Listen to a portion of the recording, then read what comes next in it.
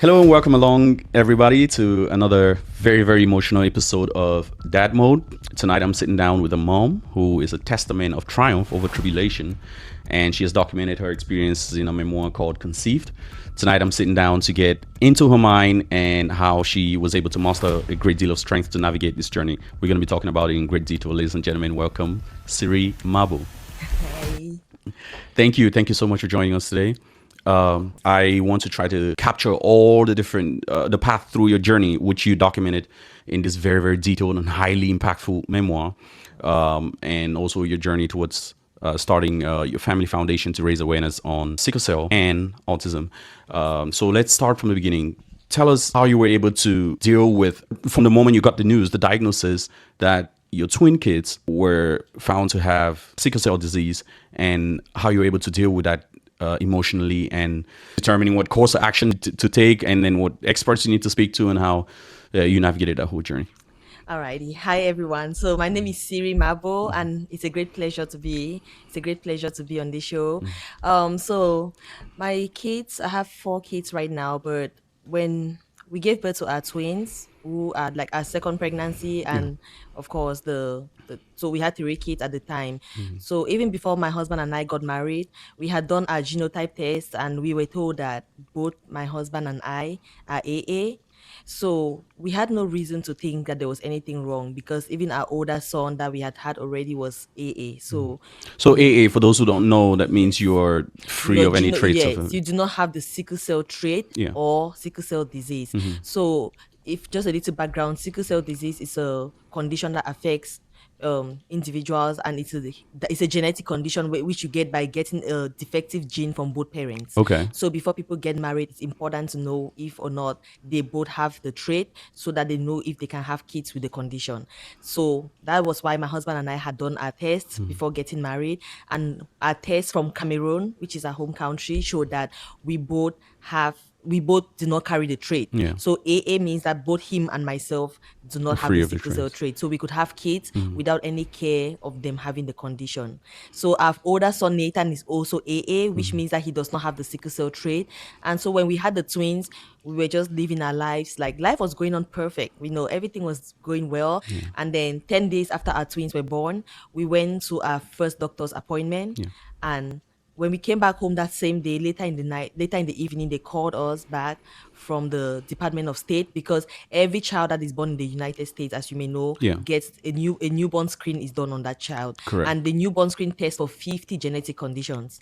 And if anything comes up, they call the parents to let them know. So in our case, they called us to tell us that both of our twins were testing positive for sickle cell disease. Both of them. Yes, both of them. And mind you, our twins are fraternal twins, which means that they are not identical. For identical twins, if one of them has a condition, the other one automatically has it, because it's like one egg that splits into 2. Right. But our twins are fraternal, which means that they both only had a 25% chance of having it, but they both had it. And yeah, but at the time we did not even think it was right, because again, my husband and I are confused about the diagnosis. Because you had your own diagnosis back home, and it showed you were compatible. Yes, and so we're like, that's probably a mistake, and we told them like, that's not possible. My husband and I are both AA, and our older son is also AA, so there must be a mistake with the tests. So we told them like, we don't think that that's correct. And so the lady said, okay, that's fine. We can always do like a retest. Yeah. Yes. So we went and we got the twins retested. In a different hospital to get a second opinion? In a different hospital, Yeah. yes. So we got them retested at our pediatrician's office. And then my husband and I just, I don't know, just like 6 cents, we're like, you know what? Just for the benefit of doubt, to go retest ourselves also. Yeah. Just to be sure. Because, and then sure enough, like a week later, we got the call again. That you were actually not compatible as you had thought. Confirming. So we got the call from the same office in Austin, Right, telling us that it's actually confirmed that the twins have sickle cell. Like, they did the second test and actually did a DNA analysis, and the twins actually have sickle cell disease, both of them.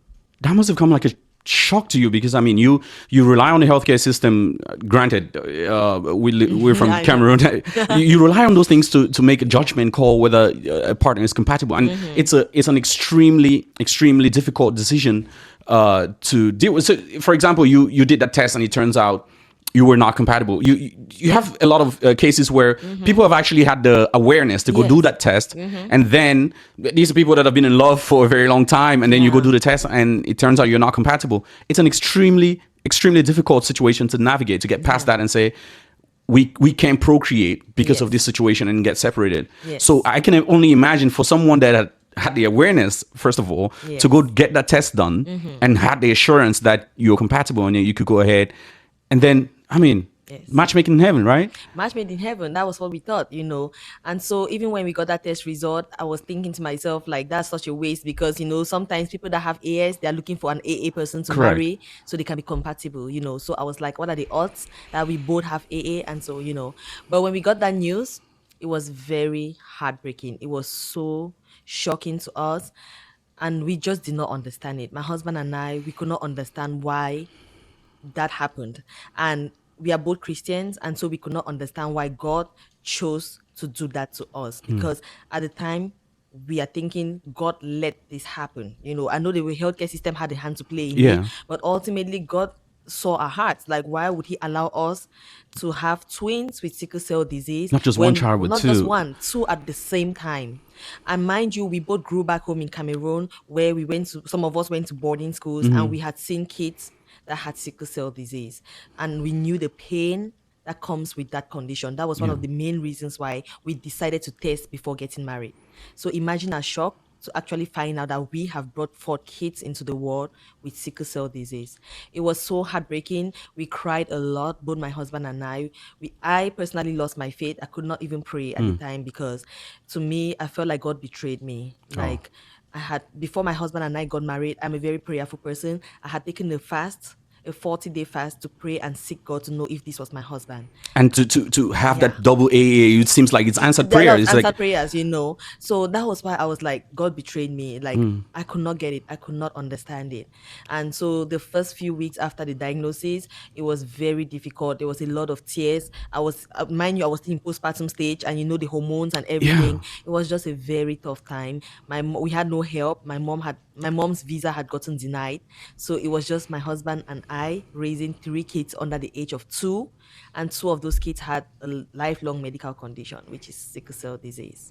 So, And then you have to start finding out what there is to know. I mean, I don't even know how much about sickle cell you knew already. I mean, at the time you Yeah. had the awareness. Now I'm going to go out on a limb and admit to everybody out there that I didn't do that test. Okay. And I'm sure there's a great majority of people who don't do it. Sure. And guess what? Turns out I'm AS. Oh, I was so lucky. yeah. I was so lucky. And actually, guess when I even found out that I am? After we had our first kid, Oh, okay. and we had that same call, and they told us, "Hey, that kid is AS." Oh, So, you might want to. They just assumed that we had done our test, which I Yes. hadn't. The good thing we did our own test, and it turns out my wife is AA, and then I'm AS. Now they trade something with the kids, and so I want to use this opportunity to tell my kids, please pay attention. If you're going ahead to meet someone in the future, and to every other kid out there, if you as a parent have diagnosed your kid is carrying a trait, that's something that you should really, really raise awareness among them to say, hey, as you grow old, as you form relationships, you should be very, very conscious of that. Exactly.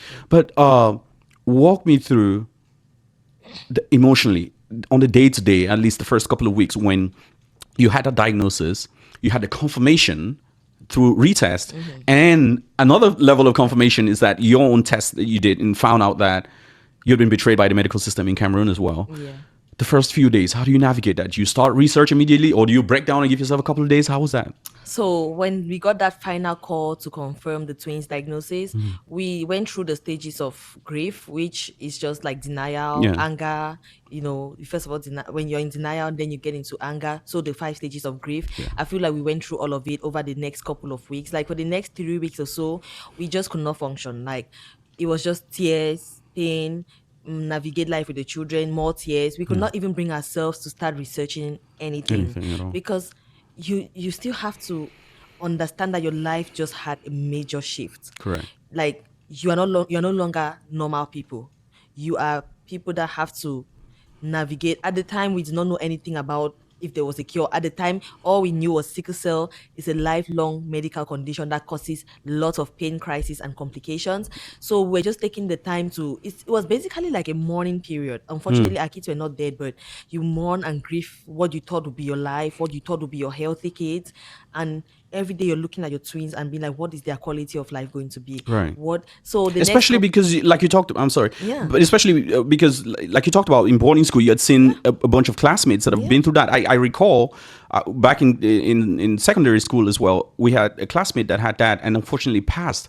That was one of the early real experience that I had for someone my age dying. Yeah. And dying of sickle cell. That was when I had the very first introduction to what sickle cell is about and how it could affect kids. And we're talking about a kid of about 12 years old that died at the time. It was extremely emotional. And so you had already known, I assume, from those experiences that that could be the fate of a kid. So I can imagine you feeling like you're in a mourning situation because you're looking at your precious baby, your two precious babies, Actually, yeah. and you're only picturing that. Yes. All I could think about was what I had grown up seeing, Yeah. and like you said, some of them would die, but even the ones that stayed alive, very bad quality of life, they were sick constantly. It was just not, it was not a good image. So we just went through those stages of grief. We were just crying. It was a lot of pain. But I think one Sunday morning, my husband was listening to Joel Austin in the living room. At the time, again, I had lost my faith. I was not praying. I was just like, cursing God. Unfortunately, times come in life when you're like, God, this cannot be happening. You're human. Yeah. So my husband was listening to Joel Austin. I was in the room feeding the babies.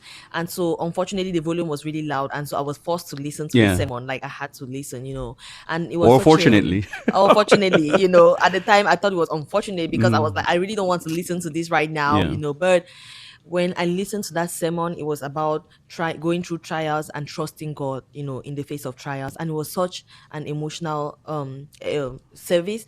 And so I just started to cry.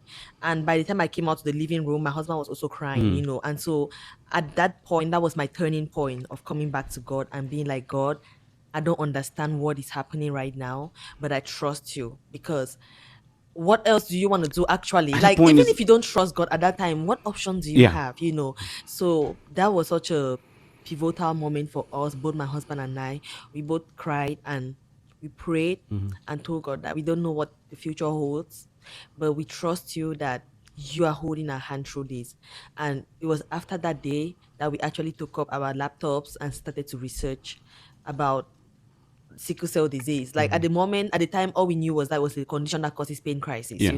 We knew nothing else about sickle cell. And we had this myth back then that said that if a child has sickle cell, they would die before the age of 18. Yeah. And if they lived past the age of 18, then they lived a normal life. Yeah. That was something that I don't know where that came from. We had those same things. I mean, we grew up from the same, we're from the same Exactly. country, so those are the Yeah. things that we grew up hearing. So it's a good opportunity to clarify, Yes. at least now being exposed to this as much as you have, Yeah. to debunk some of those myths and give Yes. us actual medical, Backup. to educate the people on that. So please go ahead. Yes. So I'm just going to branch out and just do this little education. That is not a true, that's a myth. The truth is that sickle cell disease is a lifelong condition, which a child, as they even grow older, it gets worse, because when you get to puberty and your body just starts going through all these changes, it actually gets worse as you get older.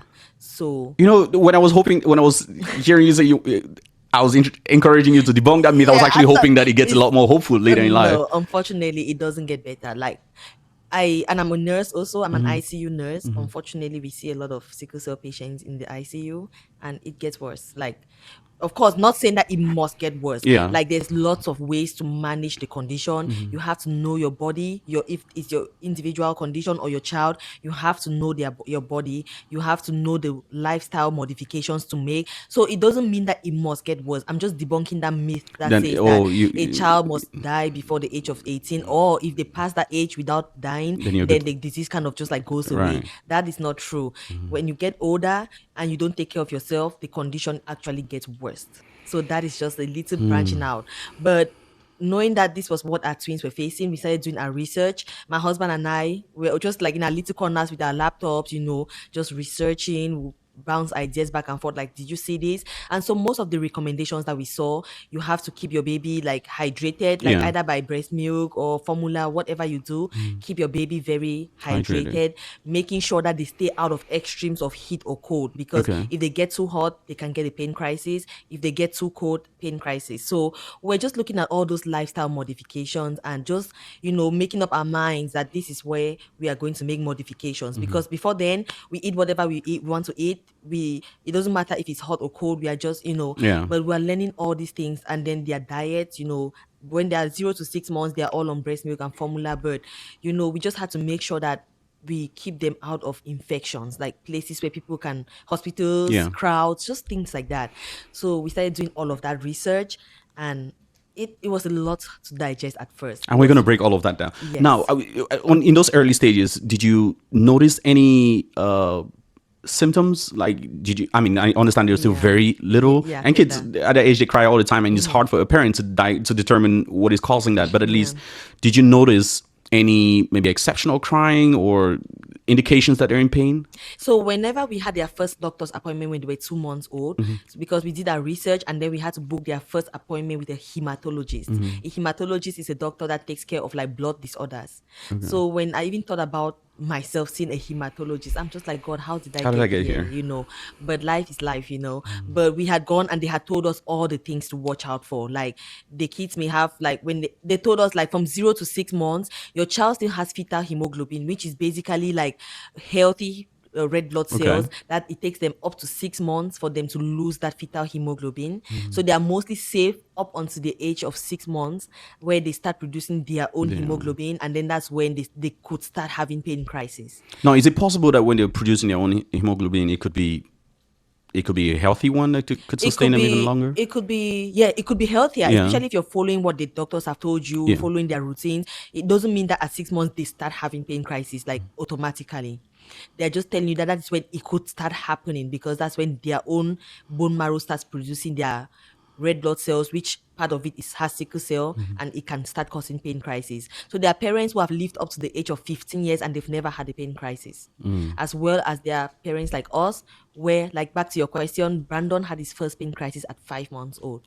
So we didn't even make it to the 6-month mark, unfortunately. So yeah, it was like, when they were 5 months old, it was December, because we gave birth to them in August. Yeah. So December came by, and it's cold. it's cold, unfortunately. So no matter how much we try to keep them warm, you just cannot control everything, So somehow they got cold, and Brandon got his first pain crisis. And the way we knew was because by that time, your child, you're watching your child every day. So he was having like a lot of crying. And then when I looked at his hand, he had like swelling in his hand. That is something called dactylitis, and it's one of the early signs of a sickle cell pain crisis. So they'll have like pain in like an extremity. It could be the hands, it could be the legs, pain and swelling. So he was crying a lot. And so I was like, yeah, something is not right with him. And when I was trying to like examine him, assess him, I saw that he had that swelling. Yeah. So I knew it was his first pain crisis. And as a mom, or as parents, that would break your heart in ways that you can never imagine. I can't even begin to imagine that. Yes, it was Now, for people who think that as highly emotional, as serious as it is, that you have not one but two kids that are diagnosed after you've done all the right things, I should say, and you have that situation, and you think you breaking down in your faith that's not enough to do. But what you don't realize is that at the same time you were dealing with that, your older son, years prior to that, had been diagnosed of being on the spectrum of autism. Yeah. And that is one of the other things. It was crazy because Nathan didn't even get diagnosed years Nathan earlier. is the first child. Yes, Yeah. my older son. He got diagnosed after they had just gotten diagnosed with sickle cell disease. Oh. Sickle cell, Nathan was around 1 year, 9 months old when I had the twins. So Nathan was having some delay, some regressions and all of that, but I did not know at the time that it was autism. So it was while we're still dealing with all of this with our twins that Nathan was having like all these behaviors and like very weird movements. And we said, okay, let's also go get him tested and, evaluated for all of that. We thought it was just like a speech delay and all that. And then Nathan was diagnosed with autism, I think a couple of months after the twins had been diagnosed with sickle cell disease. So yeah. If anyone is justified to have a breakdown and even skip in their faith, Yeah. I don't know any more valid situation. I don't know if it's Yeah. justified, but Oh, than yeah. this. But as a parent going through that, it's extremely emotional. Now, I wanna read a quote from your book Okay. that I think embodies all of the emotions that are involved in this. You said in your book, I never thought I'd find myself navigating a world of IVF. Now we're going to get to the IVF part later in the show. Genetic testing and bone marrow transplants just to give my child a fighting chance. That is very powerful. Yeah. You have done all the right things. You met your partner, you tested. Two of us who never did that. And you have an amazing husband. Yeah. You move to the United States, start a life, and you think, how bad can you get? Yep. And then it got really bad, like very bad.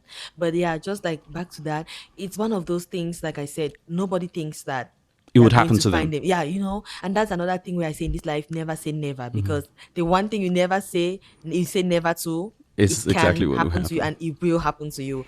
Because I personally had said that the one thing that I would never do in this life is have a child with sickle cell if I can control it. So that was something that I could never, like, it was the shock of our lives.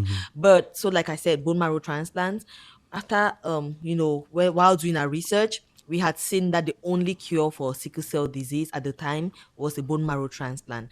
But when you're seeing that in your mind, you're just like, that's a very big word. Like, I don't know. Now, maybe you've heard it from us a couple of times and it sounds normal, but at Yeah. the time, I'm like, bone marrow transplant, that just sounds so far-fetched. So we didn't even like look much into it. We're just looking at ways of managing their condition as they grow older.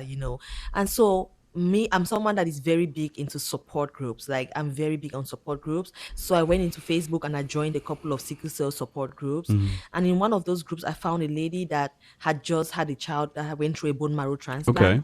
to cure them of sickle cell disease. And so she made a post in the group. And I'm like, oh, so this is actually something that they do, not just something that's on paper.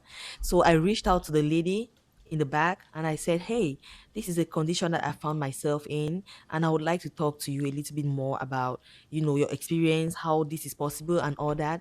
And the lady was very kind and gracious. She called me and we spoke for an extensive period of time. And that was where we got our first glimmer of hope that our kids could even have the potential of getting cured. Because mind you, up until this moment, we are not thinking about like a cure. Correct. We are You're thinking thinking of how about to like, manage it. yeah, how to manage the Yeah. condition for life. So I was like, okay. So that lady spoke to me and it lifted a heavy burden off of my chest because mind you, when you're going through such a journey by yourself, it just feels so heavy. No one to talk to that really understands it. And that is why I'm also very big about advocating online, because this was what someone did for me and it helped me so much. And since I started sharing that story, I've spoken to countless numbers of parents and it's given them hope the same way that someone gave me hope. Now, I want to talk about the impact of faith Yeah. in this entire journey because earlier you talked about how you had the breakdown where you even questioned whether it made sense for you to even continue believing in God, Yeah. and then you had that episode where you listened to a sermon and then you decided to get back on track. Yeah. Now, would you say that was maybe the manifestation, the reward of your faith Yeah. in getting direction to be in a support group and then meeting exactly the person that was going to point you in the right direction? Yes, I very much believe that when God puts you in a situation, He will put the people in your path that will hold your hand through it. So faith is something that I say every time. I'm very big on it because even through the trials, when our sons got diagnosed and I was going through all of that pain and breaking down, I remember one day I heard, like, every night before I go to sleep, I will hear the Holy Spirit loud and clear. Do not fear, it will be okay. But when it's just like, it sounds like when you're going through pain and then I would shut the voice down and just sleep. But I'm telling you, it's not like, it's just something that when people that are deep in their faith and you hear from the Holy Spirit, they know what I'm talking about. Yeah. You will have this heavy sense of in your heart of, do not cry, it's going to be okay. And I will just be like, you know what, I don't want to hear it. And I will sleep every night in pain and in tears. But faith was what took us through this entire journey. I don't think that we would have done half of what we did without faith in God. So our faith is a very big part of our journey. Because if not of that, what else do you have, What right? else? So walk me through. Let's get to IVF. How you found out from this lady that you met in the support group? Yes. She talked to you about it. At the time, it seemed like it's not a very popular option in the hospital where you were taking Brian and Brandon. Yes. talk to me about the conversations you had with the people providing care for him, and how you got to adopting that as a way to go. Okay. So whenever we found out about the possibility of the cure, we went back for their next appointment and we talked to the sickle cell doctors, because they have hematologists and then they have like the doctors that actually do transplants. It's a Okay. different, there are two different teams. And we brought it up to our sickle cell hematologist that we have heard about bone marrow transplants being an option for a cure, and we would like to And they had know not our suggested option. that to you. They and- had not. They had not. Did they have a reason why not? They or- try to discourage it, and we really do not know why. It's a health system that is kind of messed up, because I don't know if they rather treat you and make you pay all this money from insurance than cure. I don't want to speak for them, but I would say that you as a parent, if you have a child with a condition, it's in your place to do your research and then propose it to them, because if you're waiting for them to propose it to you, you're on your own, basically. And unfortunately, this is something I hate to bring up, because I'm not one of the people that pushes this race thing, but it's sad. Sickle cell disease affects predominantly Black people. Oh, I was of the impression that it only affects black people. No, it affects white people. I actually have a white family that's going through a bone marrow transplant Oh right now. my goodness! Sickle, You live and you learn. another myth. Another myth. Yeah, sickle cell disease affects people of every race. Like, it's more common in Black people. It affects Indians, people from the Middle East, Mexicans, and white people too. It's not just African people or Black people. Oh. Yes. So again, that is something I'm saying. It affects predominantly Black people. So there's not a lot of research or resources, or it being pushed towards, like, there's not enough awareness and research into the condition. So we have to support each other and help each other to walk this path, because if you are waiting for the system to come in to help you, unfortunately, it's really not going to give you that help that you need. But back to the point, we had done our research, talked to this lady. My husband had done a lot of research into it, and so we talked to our doctors about it. And you know what they told us? They said, we don't advise it.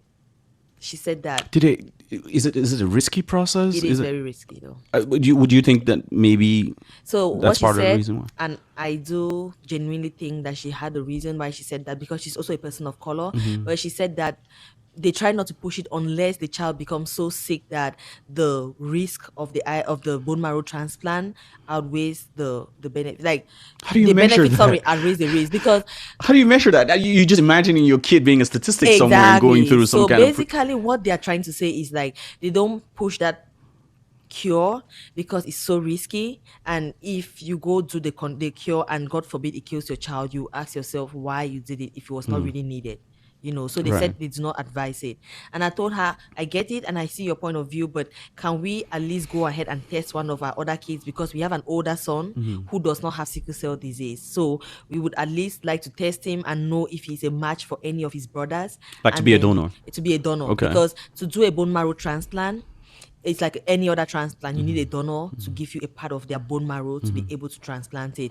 And the way this works is that the bone marrow is harvested from the donor, then the recipient gets chemotherapy to basically wipe out their own immune system, because each of us has our immune system. Correct. If you introduce a new bone marrow to your blood right now, your body is going to fight Reject it it, with yeah. everything. So they basically do chemotherapy, which wipes out your entire bone marrow, and then they infuse the new bone marrow into you. It's not a surgery. A lot of people think that a bone marrow transplant is a surgical procedure where you go into the OR and then they like transplant it into your Yeah. bone marrow. It's like a blood transfusion.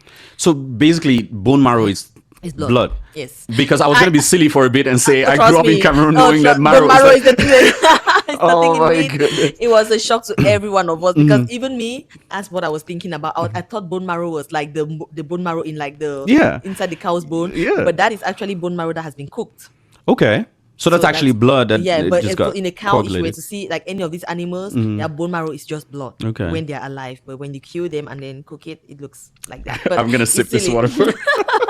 But I was so silly because I thought that way too. So when they harvest bone marrow, it's just blood. Okay. But it's blood filled with stem cells from your bone marrow, basically. So we did that, and the lady told us that it's not advisable. We asked her to at least give us a test, like schedule us for the test to test our older son.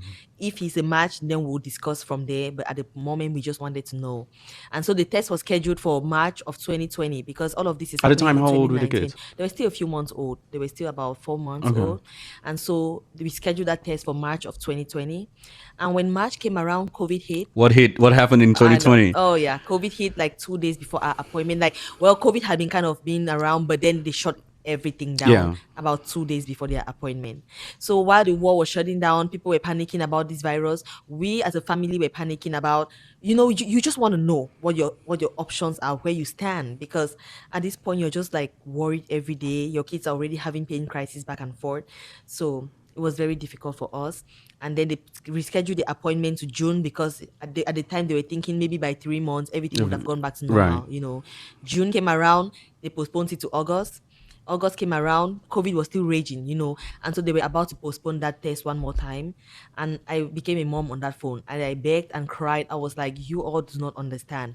We as a family are struggling, because at the time all they were doing was like tests for like critical conditions, but anything that was not That was an manageable. emergency, Yeah. yeah, they will not do it. So I begged and cried, and they finally let us get a spot to come do the test in August of 2020. So that same year. So August of 2020, we did the test. We took all three kids into the hospital. They got labs from all of them, and they had to test it to see if any of them would be a match if Nathan would be a match for any of Any the of them, twins. yeah. And so the tests were supposed to come back in about 2 weeks. And then 1 week later, we were getting a call from the hospital. I was like, I don't want to answer that call.